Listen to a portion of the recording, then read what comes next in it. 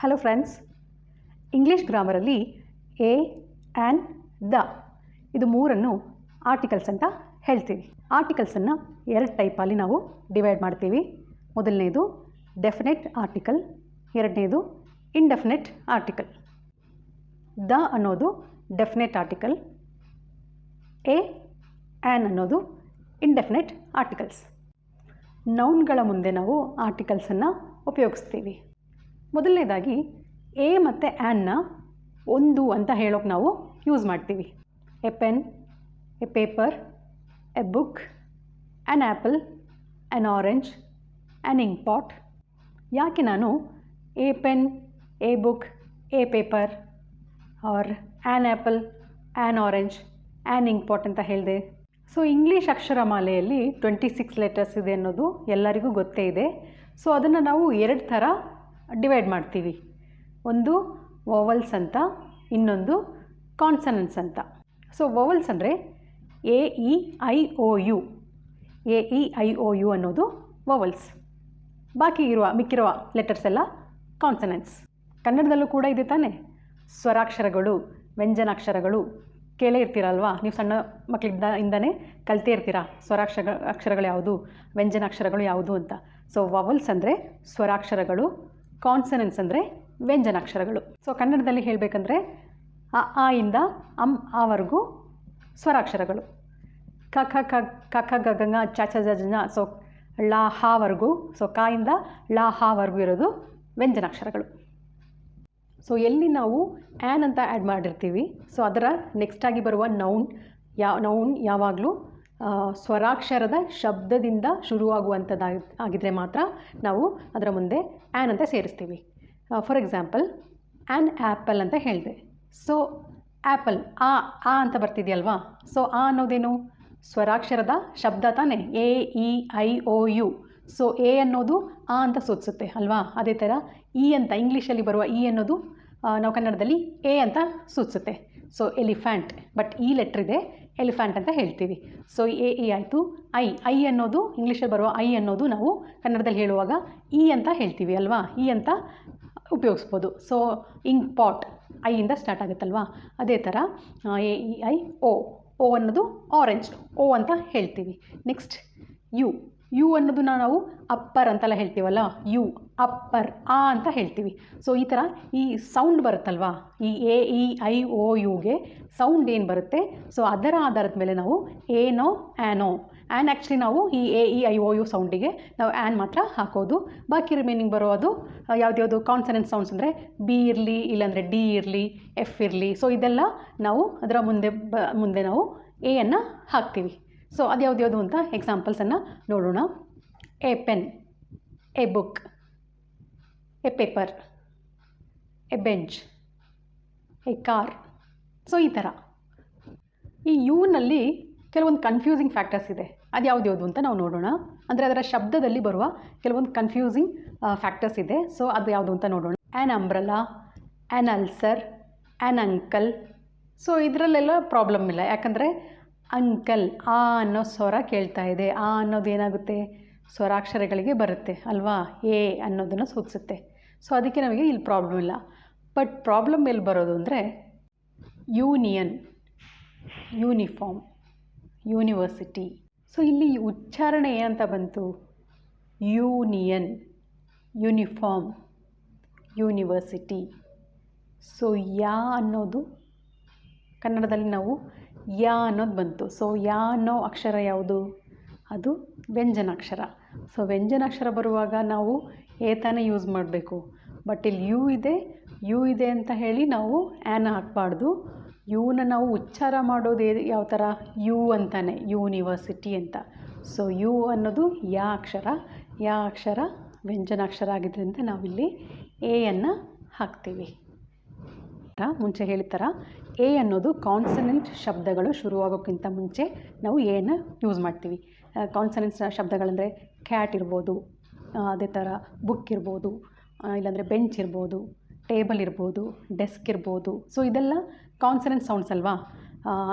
ಅದರ ಮುಂಚೆ ನಾವು ಎ ಅಂತ ಹಾಕ್ತೀವಿ. ಕಾನ್ಸನೆಂಟ್ಸಲ್ಲೂ ಕೂಡ ಒಂದು ಎಕ್ಸೆಪ್ಷನಲ್ ಕೇಸ್ ಇದೆ, ಹೆಚ್. ಸೊ ಈ ಹೆಚ್ಚಲ್ಲಿ ಕೆಲವೊಂದು ವರ್ಡ್ಸು ಸೈಲೆಂಟ್ ಆಗಿರುತ್ತೆ, ಹೆಚ್ಚು ಕೆಲವೊಂದು ಹಾಗೆ ಬರುತ್ತೆ. ಸೊ ಅದರಲ್ಲೂ ಒಂದು ಸಣ್ಣ ಡಿಫ್ರೆನ್ಸ್ ನಾವು ಈ ಎ ಮತ್ತು ಆ್ಯನ್ ಹಾಕೋದ್ರಲ್ಲಿ ಕನ್ಫ್ಯೂಸಿಂಗ್ ಆಗಿ ಅನಿಸುತ್ತೆ. ಅದೇನಿಲ್ಲ, ತುಂಬ ಈಸಿಯಾಗಿ ನಾನು ಹೇಳ್ತಾ ಹೋಗ್ತೀನಿ. ಹೆನ್, ಹೌಸ್, ಹಟ್, ಹ್ಯಾಟ್. ಸೊ ಇದೆಲ್ಲ ಹಾ ಅಂತಲೇ ನಾವು ಹೇಳ್ತೀವಿ ಅಲ್ವಾ. ಸೊ ಹಾ ಅನ್ನೋದೇನು consonant sound. So consonant sound ಬಂದಾಗ ನಾವು ಎ ಅನ್ನು ಹಾಕ್ತೀವಿ. A hut, a hat, a house, a home, a hen ಅಲ್ವಾ. ಆದರೆ ಕೆಲವೊಂದು ಹೆಚ್ಚಿಂದ ಶುರುವಾಗುವಂಥ ವರ್ಡ್ಸನ್ನು ನಾವು ಸೈಲೆಂಟಾಗಿ ಯೂಸ್ ಮಾಡ್ತೀವಿ. ಸೊ ಅಲ್ಲಿ ನಾವು ಆ್ಯನನ್ನು ಹಾಕಬೇಕು. ಅದು ಯಾವುದು? An hour, an hour.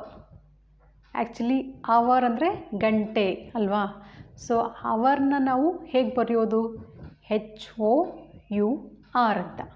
But ಅದನ್ನು ಪ್ರೊನೌನ್ಸ್ ಮಾಡೋದು ಆ್ಯನ್ ಅವರ್ ಅಲ್ವಾ, ಅವರ್ ಅಂತ. ಸೊ ಅಲ್ಲಿ ನಾವು ಸೈಲೆಂಟ್ ಆಗಿದೆ, ಅದರ ನೆಕ್ಸ್ಟಲ್ಲಿ ಓ ಬರ್ತಾ ಇದೆ. ಸೊ ಅವರ್ ಆ ಅಂತ ಬರ್ತಿದೆ ತಾನೇ. ಆ ಅನ್ನೋದು ಸ್ವರಾಕ್ಷರ, ಆವಾಗ ನಾವು ಆ್ಯನನ್ನು ಹಾಕಬೇಕು. ಅದೇ ಥರ honest man, HONEST. Honest, honest ಅಂತ ಹೇಳಬಾರ್ದು, ಆನೆಸ್ಟ್ ಮ್ಯಾನ್ ಅಂತ ಹೇಳ್ತೀವಿ. ಸೊ ಅಲ್ಲೂ ಕೂಡ an honest man, silent. So second ಲೆಟ್ರಲ್ಲಿ ಓ ಇದೆ. ಓ ಅಂತ ಬರಬೇಕಾದ್ರೆ ನಾವು ಮತ್ತೆ ಸ್ವರಾಕ್ಷರ ಬರುತ್ತೆ, ಅಲ್ಲಿ ನಾವು ಆ್ಯನ್ ಹಾಕ್ತೀವಿ. ಅದೇ ಥರ ಇನ್ನೊಂದು ವರ್ಡ್ ಅಂದರೆ ಆನರ್, ಬಹುಮತಿ ಅಂತೆಲ್ಲ ಹೇಳ್ತೀವಲ್ವಾ, ಆನರ್. ಸೊ ಅಲ್ಲೂ ಕೂಡ HONOUR, ಆನರ್ ಸ್ಪೆಲ್ಲಿಂಗ್. ಅಲ್ಲಿ ಅನ್ನೋದು ಸೈಲೆಂಟ್ ಆಗುತ್ತೆ. ಆನರ್ ಓ ಬರುತ್ತಲ್ವಾ. ಸೊ ಓ ಅನ್ನೋದು ಸ್ವರಾಕ್ಷರಕ್ಕೆ ಶಬ್ದ ಸ್ವರಾಕ್ಷರವಾಗಿ ಕೇಳುತ್ತೆ. ಸೊ ಅದಕ್ಕೋಸ್ಕರ ನಾವಲ್ಲಿ ಆ್ಯನನ್ನು ಹಾಕ್ತೀವಿ. ಸೊ ಒಂದು ಪೆನ್ಸಿಲ್ ಇಲ್ಲ ಒಂದು ಆರೆಂಜ್ ನನಗೆ ಅಲ್ಲಿಂದ ಸಿಕ್ತು, ಆ ಥರ ಹೇಳೋಕ್ಕೆ ನಮಗೆ ಡೆಫಿನೆಟಾಗಿ ಇಲ್ಲ, ಇಂಡೆಫಿನೆಟಾಗಿ ನಾವು ಹೇಳ್ತಾ ಇರೋದು. ಒಂದು ಸಿಕ್ತು, ಒಂದಿದೆ ಅಂತೆಲ್ಲ ಹೇಳೋಕ್ಕೆ ನಾವು ಎ ಮತ್ತು ಆ್ಯನ್ ಅಂತ ಹೇಳ್ತೀವಿ. ಬಟ್ ಡೆಫಿನೆಟ್ಟಾಗಿ ಇದೆ ಅಂತ ಹೇಳೋಕ್ಕೋಸ್ಕರ ನಾವು ಅನ್ನು ಯೂಸ್ ಮಾಡ್ತೀವಿ. For example, the apple I eight was very tasty. The apple I eight was very tasty. ಒಂದು ಆ್ಯಪಲ್ ನಾನು ತಿಂದಾಯಿತು. ಸೊ ಆ ತಿಂದ ಆ್ಯಪಲ್ ಬಗ್ಗೆ ನೀವು ಹೇಳ್ತಾ ಇದ್ದೀರಾ, ಆ ತಿಂದಲ್ಲ ಆ್ಯಪಲ್ ಅದು ತುಂಬಾ ಟೇಸ್ಟಾಗಿತ್ತು. ಡೆಫಿನೆಟ್ಟಾಗಿ ನೀವು ಅದ್ರ ಬಗ್ಗೆನೇ ಹೇಳ್ತಾ ಇದ್ದೀರಾ ಅಲ್ವಾ. ಆ ಥರ ಕಾನ್ಸನೆಂಟ್ ಸೌಂಡಲ್ಲಿ ಬರುವಾಗ the book, the pen. A pen ಅಂದ್ರೇನು? ಒಂದು ಪೆನ್ ಕೊಡು ಅಂತ ಹೇಳ್ತೀವಿ. ಅದೇ ಥರ ಡೆಫಿನೆಟ್ಟಾಗಿ ಹೇಳ್ಬೇಕಾದ್ರೆ ದ ಪೆನ್ ಅಂದರೆ ನಿನ್ನ ಫ್ರೆಂಡ್ ಹತ್ರ ಒಂದು ಪೆನ್ ಇದೆ, please give me the pen ಅಂದರೆ ಆ ಪೆನ್ ನನಗೆ ಕೊಡು. ಕರೆಕ್ಟಾಗಿ ನೀವು ಅದನ್ನೇ ಕೇಳ್ತಾ ಇದ್ದೀರಾ. Please give me the pen, please give me the book. ಅವ್ನು ಮ್ಯಾಥ್ಸ್ ಬುಕ್ಕಲ್ಲಿ ಏನೋ ಬರಿತಾ ಇರ್ತಾನೆ. ಸೊ ಬರ್ದಾದ್ಮೇಲೆ ನೀವು ಕೇಳ್ತೀರಾ, please give me the maths book, ಆ ಪರ್ಟಿಕ್ಯುಲರ್ ಬುಕ್ ನನಗೆ ಕೊಡು. ಸೊ ಡೆಫಿನೆಟ್ಟಾಗಿ ಅದೇ ಅಂತ ನೀವು ಸೂಚಿಸೋಕ್ಕೋಸ್ಕರ ದ ಅಂತ ಸೇರಿಸ್ತೀವಿ. ಇಲ್ಲಿ ಬೇರೆ ಒಂದು ಸಣ್ಣ ಎಕ್ಸ್ಟ್ರಾ ನಿಮಗೊಂದು ಇನ್ಫಾರ್ಮೇಷನ್ ಆಗಿ ಹೇಳೋಕ್ಕೆ ಇಷ್ಟಪಡ್ತೀನಿ. ಬೇರೆ ಏನೂ ಅಲ್ಲ, ದ ಮತ್ತು ದಿಯನ್ನು ಕೆಲವರು ಯೂಸ್ ಮಾಡೋದನ್ನು ನಾವು ಕೇಳ್ತಿರ್ತೀವಿ. ಕೆಲವರು ದ ಅಂತ ಹೇಳ್ತಾರೆ, ಕೆಲವರು ದಿ ಅಂತ ಹೇಳ್ತಾರೆ ಅಲ್ವಾ. ಸೊ ಆ್ಯಕ್ಚುಲಿ ಕರೆಕ್ಟಾಗಿ ನಾವು ದ ಮತ್ತು ದಿಯನ್ನು ಎಲ್ಲಿ ಯಾವ ಥರ ದ ಅನ್ನೋದನ್ನು ಉಪಯೋಗಿಸ್ಬೇಕು, ದಿ ಅನ್ನೋದು ಉಪಯೋಗಿಸ್ಬೇಕು ಅಂತಲೂ ಕೂಡ ಇದೆ. ಬಟ್ ನಾವು ಅದನ್ನು ಗೊತ್ತಿಲ್ಲದಲ್ಲೇ ಮಿಸ್ಸಾಗಿ ಅಲ್ಲಿ ಯೂಸ್ ಮಾಡ್ತಾ ಇರ್ತೀವಿ. ವವಲ್ಸಿನ ಸೌಂಡಿಂದ ಸ್ಟಾರ್ಟ್ ಆಗೋದಿದ್ರೆ ಅದರ ಮುಂಚೆ ನಾವು ದಿ ಅಂತ ಹೇಳ್ತೀವಿ. ವವಲ್ಸ್ ಸೌಂಡಿನ ಮುಂದೆ ನಾವು ದಿ ಅಂತ ಹೇಳಬೇಕು, ಅಂದರೆ ದಿ ಆ್ಯಪಲ್ ಆ ಥರ. ಇನ್ನು ಕಾನ್ಸನೆಂಟ್ ಸೌಂಡ್ ಸ್ಟಾರ್ಟ್ ಆಗೋಕ್ಕಿಂತ ಮುಂಚೆ ನಾವು ದ ಅಂತ ಹೇಳಬೇಕು. ಅಂದರೆ the apple, the orange, the ink pot, the elephant, ಆ ಥರ. ಇನ್ನು ಕಾನ್ಸನೆಂಟ್ ಸೌಂಡಿನ ಮುಂದೆ ನಾವು ದ ಅಂತ ಉಚ್ಚಾರ ಮಾಡಬೇಕು. The book, the pen, the bottle, the car, the bike, the bus, ಆ ಥರ. ಸೊ ಇದು ಕ್ಲಿಯರ್ ಆಯಿತು ಅಂತ ಅಂದ್ಕೊಳ್ತೀನಿ. ಸೊ ಈ ವಿಡಿಯೋದಲ್ಲಿ a and the articles, English ಗ್ರಾಮರ್ನಲ್ಲಿರೋ ಆರ್ಟಿಕಲ್ಸ್ ಯಾವ್ದ್ಯಾವುದು, ಅದು ಎಲ್ಲಿ ಹೇಗೆ ಯೂಸ್ ಮಾಡ್ತೀವಿ ಅಂತ ನಾವು ತಿಳ್ಕೊಳ್ಳಾಯಿತು.